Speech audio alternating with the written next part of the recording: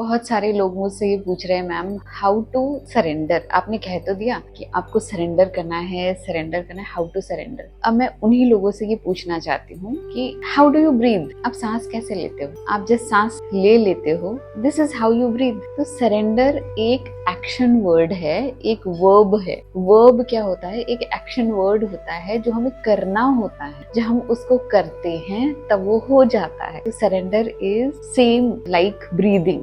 जब हम उसको करते हैं वो होने लग जाता है। तो सरेंडर कैसे करना है? आपको उसके लिए एक्शन लेने हैं। एक्शन किस टाइप के लेने हैं? जब आप कुछ चीजें कंट्रोल नहीं कर पा रहे हो अपनी लाइफ में, क्योंकि ego is the concept of control. जहां जहां ईगो होगा वहां चीजें कंट्रोल करने की कोशिश की जाएगी। फॉर एग्जाम्पल, उसने मुझे ऐसा क्यों कहा, उसे ये कहना चाहिए था। फ्यूचर के बारे में हम सोचने लग जाते हैं, मेरा फ्यूचर ऐसा होना चाहिए, चीजें ऐसी होनी चाहिए, ऐसे तो नहीं चलेगा। Everything that we want to control is happening from our ego. Ego concept से वो सारी चीजें हो रही है जिन चीजों को हम कंट्रोल करने की कोशिश कर रहे हैं, जो कि प्रेजेंट मोमेंट में नहीं है। वो सब कुछ ईगो का कॉन्सेप्ट है। तो सरेंडर करने के लिए क्या होता है? We have to let go of control. जो चीजें हमारे हाथ में नहीं है, जिन चीजों को हम इजीली नहीं कर पा रहे, we have to let go of everything. खुद को कहना है I allow this thing to happen as it wants to happen. जैसे